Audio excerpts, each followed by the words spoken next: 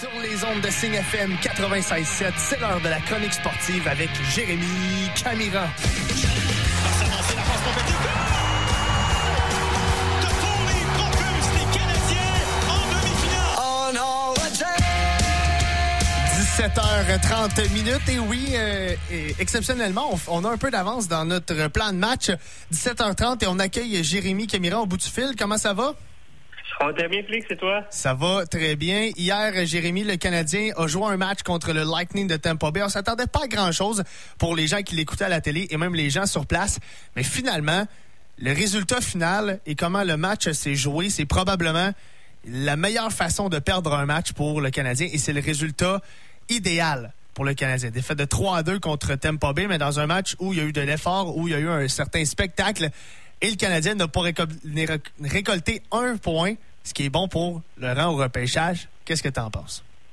Ben écoute, tu as tout à fait raison. Je veux dire, dans un contexte où, personnellement, on aimerait tous voir le Canadien aller chercher un bon joueur au repêchage. Tu veux pas trop qu'il gagne, mais de l'autre côté, tu veux quand même qu'il donne des bonnes games. C'est exactement ce qui est arrivé hier. Écoute, 3-2. Le Canadien a mené à peu près toute la rencontre, même s'il a accordé le premier but, est revenu, a travaillé fort, à faire un bon spectacle. Malheureusement, le Lightning a joué à peu près 3 minutes dans le match, s'est présenté à peu près les 3-4 minutes à la fin de la rencontre et a marqué 2 buts coup sur coup, s'est sauvé avec la victoire. Fait que ça fait en sorte que le Lightning récolte 2 points, pas pour le Canadien. Mais moi, j'ai beaucoup aimé l'effort, j'ai beaucoup aimé la volonté. On s'en parlait hier. L'important, c'était de donner un effort, une volonté, une émotion pendant 60 minutes. C'est ce qui est arrivé. Évidemment, quand tu joues contre le Lightning de Tampa Bay, même 3 ou 4 minutes plus amorphes, ça peut te faire mal. C'est ce qui est arrivé. Mais aussi, j'ai bien aimé le travail du premier trio, le Suzuki, Drouin et Hoffman. Ouais. Ils ont participé, ils ont tous noirci à la feuille de pointage. Quand même, je veux dire, dans un match comme ça, où tu ne remportes pas la victoire, mais tu as des bons éléments, tu as des éléments positifs, surtout avec les blessures. Je pense que personne ne s'attendait à ça contre le Lightning. C'est beaucoup de positifs à retirer. C'est très rare qu'on se l'ait dit depuis le début de la saison, Félix, mais vraiment, il y a des éléments qu'il va falloir garder puis amener pour les prochains matchs. Exactement. Il y avait un nouveau venu aussi hier. J'aimerais qu'on en glisse un petit mot. Le numéro 43, le défenseur que Jeff Gorton a réclamé au balotage des Kings de Los Angeles, Kyle Clague, qui a joué un match correct. Il a fait une petite bévue. Bon, ça arrive un peu à tout le monde, mais il était comme dans le spotlight. Les gens le regardaient et c'est un peu dommage. Comment tu as trouvé son match? Ben écoute, moi, j'ai quand même bien aimé son match. Je veux dire, c'est une première, c'est une entrée en scène pour Kyle Clague. Évidemment, tu as parlé de sa bévue. C'est pas comme ça que tu vas te faire remarquer auprès de tes gros partisans à ton premier match, mais 17 minutes 29 de jeu, un peu de temps en avantage numérique, 1 minute 3. Honnêtement, j'ai bien aimé sa mobilité. On a vu ses qualités, on a vu un peu aussi ses défauts, mais je trouve que ça met la base pour vraiment avoir une amélioration. Puis on en parlait hier aussi. Tu sais, des gars comme Kyle Clague, tu peux te permettre de prendre ton temps avec eux, de travailler sur les défauts. C'est des petits projets vraiment intéressants. J'ai vu le potentiel de ce projet-là hier. J'ai vraiment hâte de voir la suite des choses parce que il a montré quelques flashs, qui méritent qu'on le voit davantage dans les prochaines rencontres. Et là, bon, le Canadien qui joue demain contre les Blackhawks de Chicago et Marc-André Fleury, tu t'attends à quel genre de match demain entre les deux formations qui en arrachent quand même? Ben écoute, tu l'as dit, c'est deux équipes, ça va pas trop bien, mais les Blackhawks, eux, ont des attentes qui étaient quand même un peu différentes du Canadien. Là, on s'attendait tous à ce que le Canadien ait une saison quand même difficile. Les Blackhawks ont fait beaucoup d'acquisitions pour être performants. C'est pas vraiment le cas. Fleury, Seth Jones, Kane, Taves, DeBrincat, c'est du gros talent. Fait que je m'attends à un match serré, à un bon match, parce que les Blackhawks, j'imagine qu'ils veulent pas abandonner directement sur la saison parce qu'ils ont le talent nécessaire pour faire les séries. Ça va être difficile, mais on l'a vu. Si tu prends une avance rapidement dans le match, si tu installes le doute du côté des Blackhawks, ben tu t'offres une chance de gagner. Donc, je pense que le début de match va être crucial pour directement installer un doute, puis mettre dans la tête des joueurs des Blackhawks que non, ça va être une soirée difficile pour vous comme ce l'est depuis le début de la saison. Et les Blackhawks, là, tu l'as mentionné, dans la division centrale, c'est la seule équipe qui joue pour moins de 500.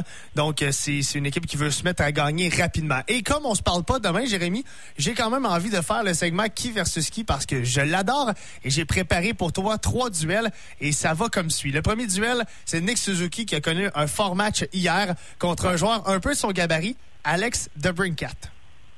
Écoute, c'est vraiment 2 excellents joueurs, 2 joueurs que j'aimerais avoir dans mon équipe, 2 joueurs au style différent. DeBrincat, c'est un marqueur de but phénoménal. Nick Suzuki, c'est un joueur polyvalent qui prépare des jeux, un très très bon fabricant de jeu, pardon. Je pense que DeBrincat, là, marque des buts sur une saison, là, s'il poursuit sur sa lancée, il pourrait s'approcher des 40 buts. Ouais. C'est énorme pour un gars de son gabarit. Là, c'est assez rare. On comparait Cole Caulfield en début de carrière à Alex DeBrincat. Ici, Caulfield peut devenir un DeBrincat et le Montréal va être très content. Mais Suzuki est tellement bon partout. Il a fait preuve de caractère. Il se lève dans les grands moments. On l'a vu, il a porté l'équipe à quelques occasions depuis le début de la saison. Donc, j'y vais avec le joueur du centre, de centre du Canadien. T'étais allé complètement du côté de DeBrincat et tu m'as surpris avec une gauche à la fin avec Nick Suzuki. Deuxième duel, Ryan de Poehling contre Dylan Strome. 2 joueurs avec des attentes assez élevées et qui tardent à produire dans la Ligue nationale. Dylan Strome a connu un bon début de carrière avec les Blackhawks de Chicago. Était en feu à sa première saison, mais depuis, vraiment, c'est le néant. C'est un ancien au choix repêchage, 3e choix au total par les Coyotes de l'Arizona. Mais ça fonctionne vraiment pas. On parle de son attitude, on parle de son éthique de travail qui poserait problème. J'ai bien hâte de voir comment sa carrière va se développer parce que il a tout le talent du monde pour réussir, surtout avec une bonne équipe, des bons joueurs offensifs avec les Blackhawks. Mais Poehling, ça a été un peu la même chose. On critiquait son attitude, son éthique de travail, mais là, tout s'est replacé. J'ai la conviction que je pense que Poehling va réussir à s'installer dans la Ligue nationale comme un joueur polyvalent, un joueur constant. Donc, pour ces raisons-là, j'y vais avec Poehling. Mais si Dylan Strome explose, là, ça va être un joueur vraiment exceptionnel pour les Blackhawks. Exact, parce que tu l'as mentionné. En 2018-2019, là, Strome, c'est 51 points en 58 matchs. C'est presque 1 point par match. C'est très, très bon. Ensuite de ça, 38 en 58. Là, ça a dégringolé. Cette année, il y a un maigre 5 points en 16 matchs. Le dernier duel, c'est pas le plus gros des duels, mais c'est 2 défenseurs que le Canadien est allé chercher pour aider l'avantage numérique, pour aider la relance. Chris Wideman ou Eric Gustafsson. C'est un très, très bon duel de joueurs un peu... c'est des joueurs de rôle. Hein? Tu l'as mentionné, c'est pour aider l'avantage numérique. Eric Gustafsson, quand il est arrivé avec la Blackhawks, lors de son premier séjour, a vraiment été formidable. Mais depuis, c'est plus difficile. On l'a vu, il a quand même eu son importance avec le Canadien l'an dernier dans la course aux séries. Puis, une fois en série, pendant les séries éliminatoires, on l'a pas vu souvent, on n'a pas vu des flashs exceptionnels, mais il a fait le travail en termes de mobilité sur l'avantage numérique. Chris Wideman, il faut fort admettre que je pense que c'est une bonne signature dans les circonstances pour le Canadien. C'est vraiment un choix difficile. J'y vais avec Gustafsson parce qu'on l'a vu, il a pris son rôle au sérieux pendant les séries l'an dernier et il a amené quelque chose sur la glace à chaque fois qu'il était là. Vraiment, son importance, je pense, qu'il a été sous-estimé dans le parcours du Canadien jusqu'en finale de la Coupe Stanley. J'y vais avec Gustafsson. Et tu l'as mentionné encore une fois, Gustafsson, qui a eu une solide saison, encore une fois avec les Blackhawks en 2018-2019, un peu comme Dylan Strome, 60 points en 79 matchs pour un défenseur. Très bonne saison. Et après ça, on ne le reconnaissait plus. Mais effectivement, Gustafsson qui a été quand même assez important pour le Canadien hier. Et là, hier, dans les séries éliminatoires, on va parler d'un sujet qu'on n'a pas l'habitude de jaser. Bon, les Jeux olympiques, on le sait, de Pékin, ça s'en vient. Et là, après les États-Unis, le Royaume-Uni, l'Australie, c'est au tour du Canada aujourd'hui d'annoncer qu'il n'enverra pas de diplomates aux Jeux olympiques de Pékin. Par contre, les athlètes, tout comme les États-Unis, tout comme le Royaume-Uni, tout comme l'Australie, les athlètes vont participer. Et on le sait, là-bas, ça va pas bien en Chine, tout ce qui est violation des droits de la personne par rapport au gouvernement de la Chine. Qu'est-ce que tu en penses de cette situation-là, Jérémy, de garder les athlètes? Est-ce que ça n'aurait pas passé un plus gros message que d'empêcher les athlètes? Mais de l'autre côté, ces athlètes-là travaillent tellement fort pour participer à ces Jeux-là. Qu'est-ce que tu en penses? C'est vraiment une décision, là, c'est une game politique qui se joue en ce moment entre les pays avec la Chine. on veut pas nécessairement s'attiser la haine du côté de la Chine parce que c'est un acteur important dans le monde, notamment en exportation, etc. On décide de ne pas envoyer les diplomates. On envoie un premier signal que non, on n'accepte pas ce que la Chine fait en termes de droits de la personne, notamment avec la nation des Ouïghours. Ouais.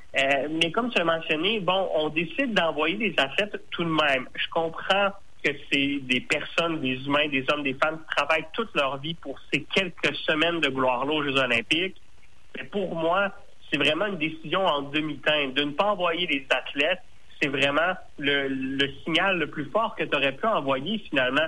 De ne pas voir un Carey Price, un Sidney Crosby sur la patinoire, de ne pas voir un Michael Kingsbury dévaler les pentes à Pékin, ça aurait pu faire toute la différence. Et pour moi, ça aurait envoyé un vrai message au comité olympique, de dire au comité olympique, non, on n'accepte pas que les Jeux se tiennent dans des endroits où on ne respecte pas les droits fondamentaux des citoyens et citoyennes. Donc là, on décide de ne pas envoyer de diplomates, d'accord, mais c'est comme si on franchit un pied, mais pas l'autre. On garde notre pied d'un bord puis de l'autre. On ne sait pas trop où se placer.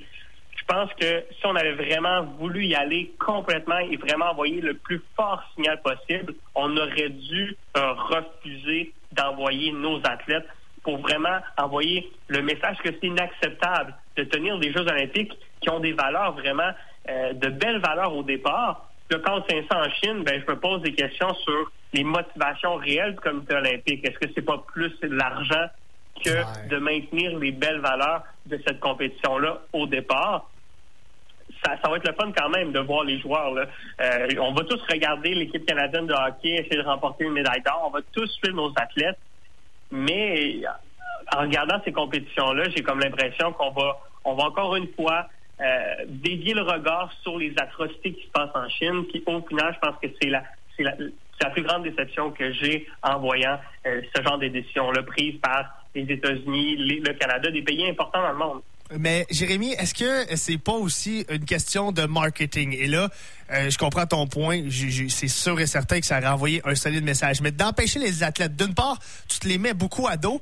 Et de l'autre part, tu veux vendre ton pays comme étant un pays nordique où les sports d'hiver, tu les maîtrises. Est-ce que c'est pas aussi un coup marketing pour mettre ton pays à l'avant-scène de ces Jeux olympiques-là? Parce que si le Canada prend cette décision-là, qu'il n'y a personne qui les suit, c'est seulement les athlètes canadiens qui ne seront pas là. Qu'est-ce que tu en penses?